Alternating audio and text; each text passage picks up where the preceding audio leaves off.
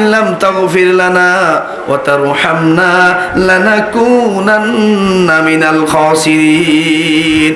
রব্বানা যালামনা আনফুসানা, ও আমার মালিক, ও আমার রব, আমি আমার নিজের উপরে জুলুম করেছি, আমার নিজের নফসের উপরে অন্যায় করেছি। রব্বানা যালামনা আনফুসানা ওয়া ইল্লাম তাগফির লানা ওয়া তারহামনা, ও মালিক, তুমি যদি আমাকে মাফ না করো, তুমি যদি আমাকে ক্ষমা না করো, তুমি যদি আমার উপরে রহমত বর্ষিত না করো, তাহলে আমি জালিমদের অন্তর্ভুক্ত হয়ে যাব। জোরে বলুন নাউজুবিল্লাহ। জালিমদের অন্তর্ভুক্ত না হওয়ার জন্য আমরা আল্লাহর কাছে দোয়া করি, করি কি করি না?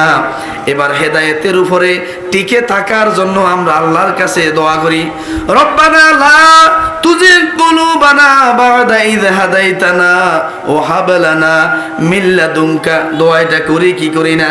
যে আল্লাহ, তুমি আমাকে যেহেতু দয়া করে মায়া করে একবার হেদায়েত দিয়েছো, আমাকে এই হেদায়েতের উপরে টিকে থাকার তৌফিক দিও।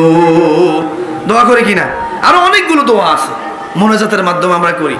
কারণ আপনি যখন ইমাম সাহেব মুনাজাত করে না নামাজের মধ্যে, করে কিনা?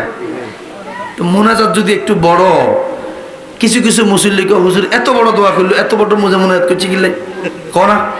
আবার ইমাম সাহেব যদি ছোট করে দোয়া করে, আবার কিছু মুসল্লিকে দেখছি হুজুর কি কাম, হুজুরে এত অল্প করে দোয়া করলো। আছে না এরকম? আপনি ইমাম সাহেবের মুনাজাতের দিকে তাকাই থাকার দরকার নাই। কথাটা শিখে দিয়েছে গা, গোপন আমল। ইমাম সাহেব নামাজ সালাম ফিরাইবার পরে মুনাজাত দেওয়া শর্ত ন, মুনাজাত নামাজের অংশ ন। কি কথা ঠিক আছে কিনা? আপনি এক ওয়াক্ত নামাজের পরেও আপনি যদি মুনাজাত না দেন, আপনার কি নামাজ কি বাদ যাইবনি? আর মুনাজাত কি নামাজের অংশ নি? না। মুনাজাতটা হচ্ছে কি, আপনি হাত জোর করবেন কার কাছে?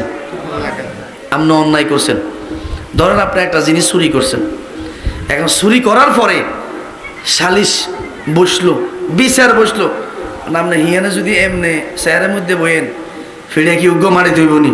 বিচারের আগে তো ফিরিয়ে ওতা লাগবে মাটির মধ্যে, ঠিক আছে কিনা? আপনি হিয়ানে নিচের মুই ছাই থাকতে হইব, কারণ অন্যায়কারী আপনি।